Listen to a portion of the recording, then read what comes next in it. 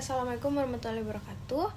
Perkenalkan, nama saya Kinasi Sakanti Sumarman dengan NIM Q024164 dari kelompok B5 dengan asal Mbak Ziva. Pada kali ini saya akan menyampaikan beberapa topik mengenai anatomi kardiorespirasi di blok 2.2. Langsung saja kita ke topik pertama, itu jelaskan anatomi traktus respiratorius superior. Oke, jadi ini bagian traktus respiratorius yang bagian atasnya gitu ya, yang mana itu terdiri dari nasus, kemudian lanjut ke faring, kemudian ke laring begitu. Nah, pertama kita dari nasus dulu atau hidung. Jadi nasus atau hidung itu terdiri dari beberapa tulang. Ada tulang apa aja? Ada tulang nasal, ada tulang maksilaris, tulang maksila, kemudian tulang frontal, os nasal, os maksila, os frontal. Kemudian nasus juga tuh terdiri dari kartilago yang mana dia ada apa aja? Dia yang pertama ada processus lateralis cartilago septinasi, itu yang sebelah sini. Terus cartilago aralis mayor, cartilaginous aralis minores, dan ada cartilago septinasi atau celah hidungnya ini. Oh ya, ini untuk tulang-tulangnya os nasal. Ini ada proses cartilago lateralis cartilago septinasi, aralis mayor, minor. Oke. Nah, selanjutnya hidung sendiri tuh punya kavum atau ruang, juga regionya. Nah, jadi pertama kita bisa lihat di yang sebelah kanan ini, hidung itu punya pertama ruang yang disebut vestibulum nasi. Kemudian berlanjut ke sini ada regio respiratoria dan di atasnya ada regio olfaktoria. Nah, karena adanya ruangan-ruangan kayak gini, tentu nasus juga akan mempunyai semacam pintunya. Nah, namanya apa? Kalau misalkan di anterior itu nares, kalau misalkan di posterior itu coana. Nah, kemudian kan hidung itu ada yang kanan, ada yang sebelah kiri juga. Nah, itu dipisahkan oleh suatu penghalang disebut dengan septum nasi.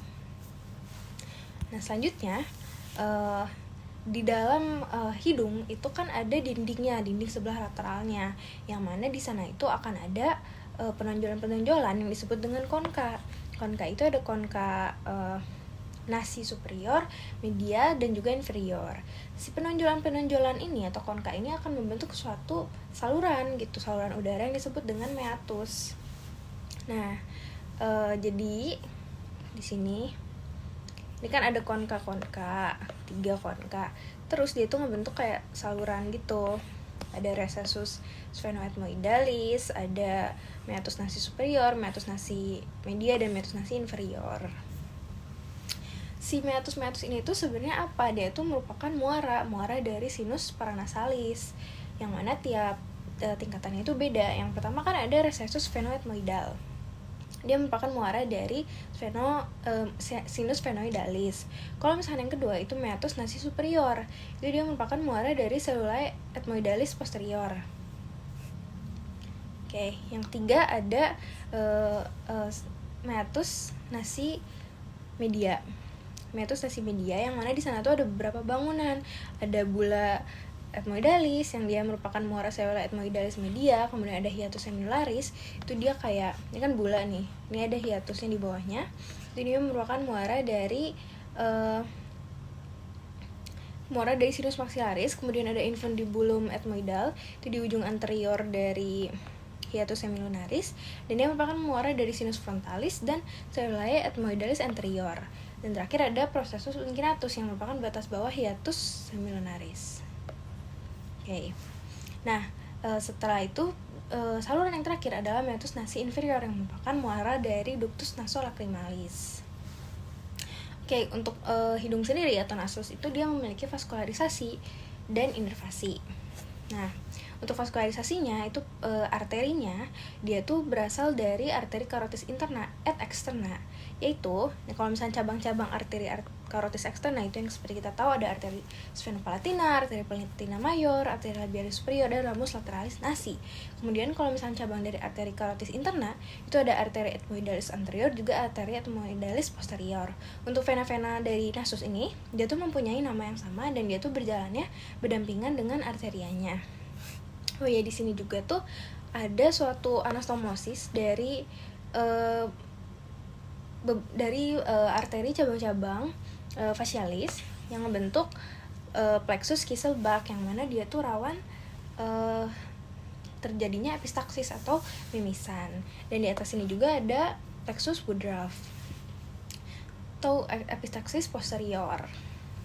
Nah ini ya, ini tuh cabang-cabang dari facialis tuh ya kayak ini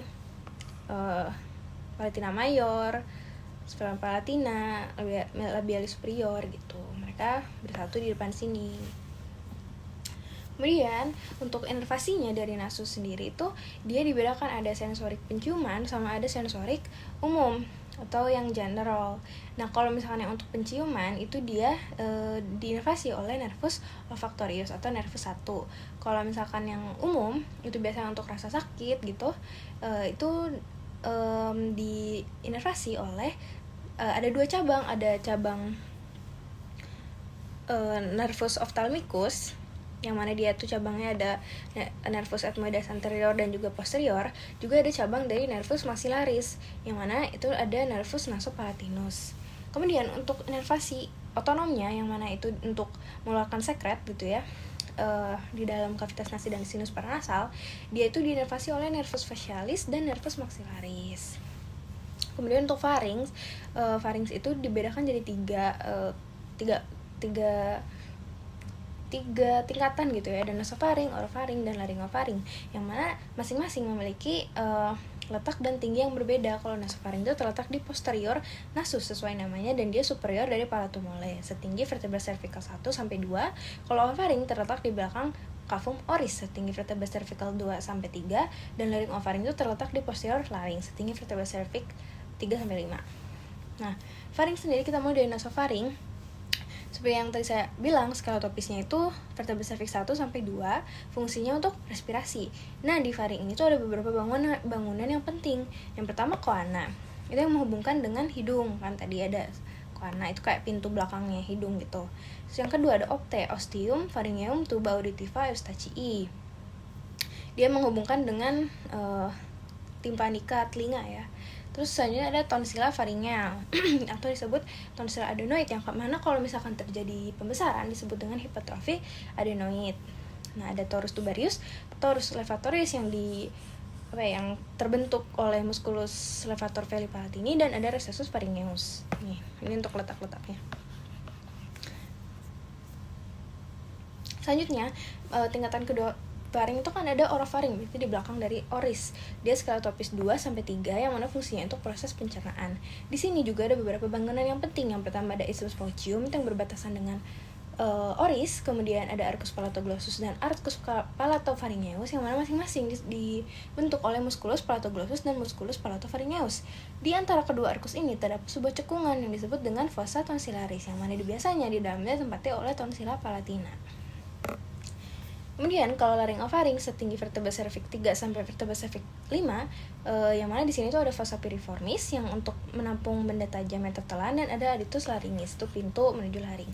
Oh iya, di orofaring juga tuh ada vallicula epiglottis yang merupakan tempat penampungan kalau misalkan ada benda tumpul yang tertelan. Nah, kemudian vaskularisasi faring itu ada arteri. Yang pertama dia dibedakan, jadi kalau ada bagian atas, bagian bawah, sama bagian tonsil. Bagian atas dia divaskularisasi oleh arteri carotis externa, yang mana itu ada apa aja? Ada arteri maxillaris yang bercabang jadi ramus pharyngeus, arteri palatina descendens, arteri facialis yang bercabang menjadi ramus tonsillaris, dan arteri palatina ascendens, arteri pharyngea ascendens, dan arteri lingualis. Kalau bagian bawah itu berasal dari truncus thyrocervicalis, arteri subclavia, yang mana itu ada arteri thyroidea inferior yang bercabang menjadi rami pharyngeales. Dan untuk tonsila palatina sendiri, dia itu divaskularisasi oleh ramus tonsillaris dari arteri facialis. Nah, untuk venanya itu plexus vena pharyngealis mengalir ke plexus pterygoideus di bagian superior, dan dia mengalir ke vena facialis serta vena jugularis interna di bagian inferiornya. Untuk inervasi faring sendiri ada sensorik juga motorik. Kalau sensorik keduanya plexus pharyngeus, hanya berbeda kalau yang sensorik itu dari nervus glossopharyngeus, kalau yang motorik dari nervus vagus. Dan terakhir ada larynx di respiratorius superior. Nah, laringnya itu terbentuk dari kartilago yang ada beda-beda. Ada apa aja? Ada tiroidea, ada cartilago cricoidea, epiglottis, arytenoidea, corniculata, cuneiform, dan triticea. Ini bagian-bagian ini tiroid, cricoid, arytenoid, corniculata, epiglottis. Ya. Terus di laring itu ada beberapa bangunan penting yang disebut dengan plica vestibularis, rima vestibuli, plica vocalis, rima glottidis, dan ventriculus laryngeus. Ini yang berperan untuk membuat suara kita. Nah, terus di laring juga itu ada ligamen-ligamen yang melekatkan laring. Nah, ada yang ligamen taat membran ekstrinsik, itu artinya laring dihubungkan dengan struktur lain di luar laring. Ada membran tiroidea, ligamentum hyoepigloticum, ligamentum cricotracheal, dan ada juga ligamen membrana yang intrinsik, artinya di antara laringnya. Itu ada membrana quadri angularis, membrana cricotiroidea, dan conus elasticus. Untuk vaskularisasinya, arterinya itu ada arteri laringea superior, cabang arteri tiroidea superior, arteri laringea inferior, cabang arteri tiroidea inferior, dan arteri cricotiroidea, cabang arteri tiroidea superior. Venanya, vena laringea superior, vena laringea inferior, bermuara ke vena tiroidea superior, tiroidea inferior, dan yang kalau superior bermuara lagi ke jugularis interna, kalau yang inferior ke vena brachiocephalica sinistra. Untuk inervasinya ada motorik juga sensorik. Kalau motoriknya semuanya mendapat dari nervus vagus kecuali musculus cricotiroideus yang mendapat inervasi dari ramus externus nervus laryngeus superius. Kalau sensoriknya itu kan tadi ada plica kan. Nah, kalau misalkan di atas plica vocalis dia diinervasi oleh nervus laryngeus superius. Kalau di bawah plica vocalis dia diinervasi oleh nervus laryngeus recurrens. Selanjutnya kita masuk ke topik yang kedua, itu mengenai anatomi dari core atau jantung. Oke. Jadi, pertama kita mengenal ada yang namanya perikardium atau pembungkus dari jantung. Yang mana itu ada perikardium fibrosum dan juga perikardium serosum. Perikardium fibrosum itu merupakan bagian eksternal alias pembungkus jantung bagian luar. Dia tersusun dari jaringan fibrosa yang fungsinya untuk apa? Untuk melindungi core, membatasi gerak core, dan menjaga agar si core itu tetap di tempatnya. Kalau yang internal, berarti bagian dalamnya, dia terdiri dari dua lapisan. Ada yang lamina parietalis dan ada yang lamina visceralis. Yang lamina parietalis dia melapisi fascies interna, perikardium fibrosum, dan lamina visceralis melapisi core langsung sebagai epikardium. Nah, di antara dua lapisan ini tuh terdapat sebuah ruang yang disebut dengan cavum pericardii atau cavitas pericardiaca yang berisi cairan serosa atau liquor perikardi untuk sebagai pelumas supaya core itu tidak bergesekan langsung dengan yang fibrosum. Nah, pada perikardium juga terdapat sinus obliquus pericardii dan sinus transversus pericardii.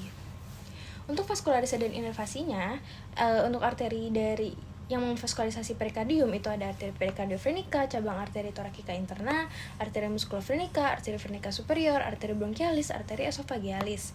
Kalau untuk venanya itu ada vena perikardioverenica yang bermuara ke vena brachiocephalica dan sistema azygos.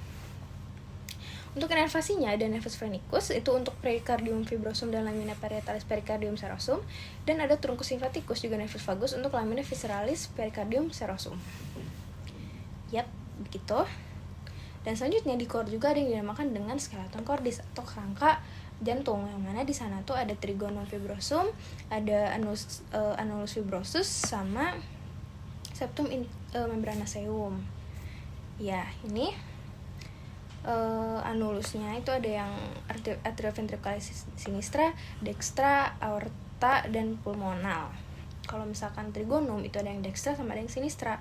Dia menghubungkan antara aorta dengan anus atrioventriculis dextra untuk yang dextrum, dan dia menghubungkan aorta dengan anus atrioventriculis sinistra untuk yang trigonum fibrosum sinistrum di sini.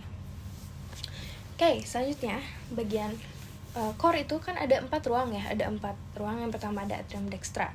Dia tuh punya dua bagian, ada yang halus dan ada yang kasar. Yang halus disebut sinus venarum cavarum, dan yang kasar itu dia terdiri dari musculus pectinati yang kemudian akan membentuk auricula dextra. Bagian halus dan kasar ini dipisahkan oleh crista terminalis pada bagian dalam dan sulcus terminalis pada bagian luar. Kemudian di antara atrium dextra dan sinistra juga ada suatu struktur yang disebut dengan fossa ovalis dan limbus fossa ovalis. Dia merupakan obliturasi dari foramen oval yang berada di septum interatrial. Selanjutnya di atrium dextra juga terdapat beberapa ostium. Ada ostium atrioventriculis dextra menghubungkan dengan ventriculus dexter. Kemudian ada ostium sinus coronaris yang disebut juga valvula besi, yang ada valvula besinya. Kemudian ostium vena cava inferior merupakan muara dari valvula Eustachii. Selanjutnya ada ventriculus dextra, terdiri dari satu ruang kasar yang tersusun dari trabecula carna. Trabecula carna itu ada apa aja? Ada musculus papillaris yang kemudian dia tuh akan berikatan dengan chorda tendinea. Ada trabecula septum marginalis yang di sana ada terdapat bundle office, dan ada rigi. Kemudian di ventriculus dextra juga terdapat ostium yang merupakan ostium trunci pulmonalis menghubungkan dengan truncus pulmonalis. Atrium sinistra, sama seperti atrium dextra, dia ada sinus venarum cavarum dan auricula sinistra. Di sini ada ostium atrioventricularis sinistrum yang menghubungkan dengan ventricularis sinistrum. Ada juga fossa ovalis dan valvular foraminis oval. Dia dimurai oleh 4 vena. Ada 2 buah vena pulmonalis dextra, 1 buah pulmonalis sinistra superior, dan 1 buah vena pulmonalis sinistra inferior. Dan untuk ventriculus sinistranya sendiri, dia itu membentuk apex atau ujungnya. Dia miokardnya tuh paling tebal dibandingkan yang lain karena dia akan memompa ke seluruh tubuh. Terus dia mempunyai vestibulum aorta, itu bagian yang menuju ke aorta. Kemudian ada ostium aorta menghubungkan dengan aorta, dan ada musculus papillaris juga yang nanti berhubungan dengan chorda tendinea.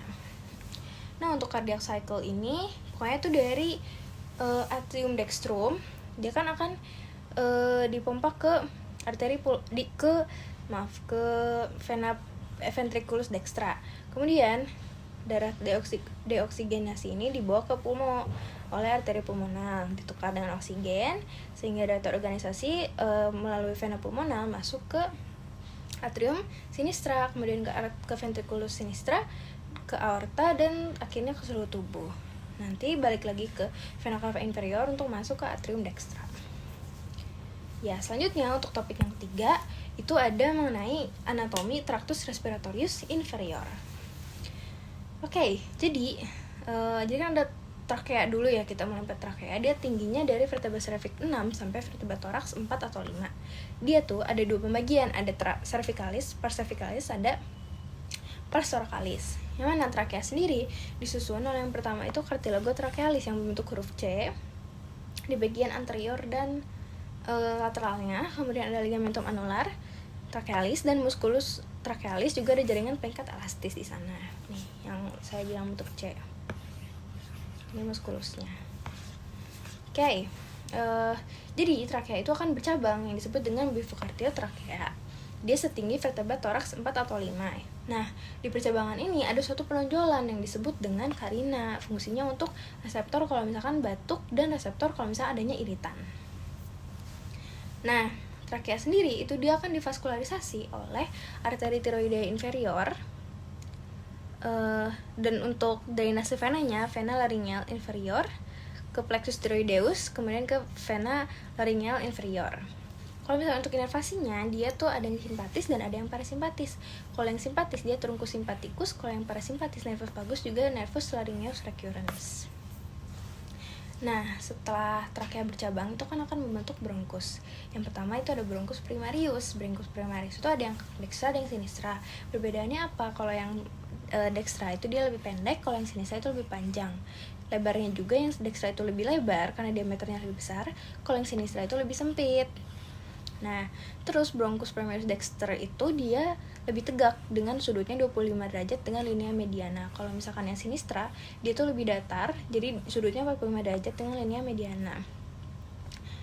Oke. Jadi kayak dari trakea ngebentuk bronkus primarius, kemudian bronkus primarius itu akan bercabang lagi menjadi bronkus secundus. Yang mana di sini ada perbedaan juga antara dextra juga sinistra. Karena lobus pulmodextra itu jumlahnya 3, sedangkan yang sinistra itu 2, maka jumlah dari bronkus secundusnya juga mengikuti. Yang dextra itu 3, yang sinistra itu 2.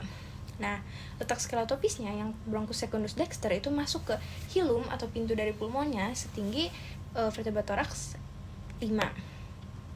Kalau misalkan yang sinistra itu masuk di vertebra thorax 6. Nah, untuk penamaannya, yang dextra itu ada yang eparterialis dan ada yang hiparterialis. Kalau yang sinistra itu keduanya merupakan bronkus secundus hiparterialis. Nah, selanjutnya setelah bronkus secundus mereka tuh akan bercabang lagi menjadi bronkus tertius. Nah, jumlahnya itu bergantung pada segmen paru. Kalau dexter ada 10, kalau sinistra itu 8 atau 9 bronki. Nih.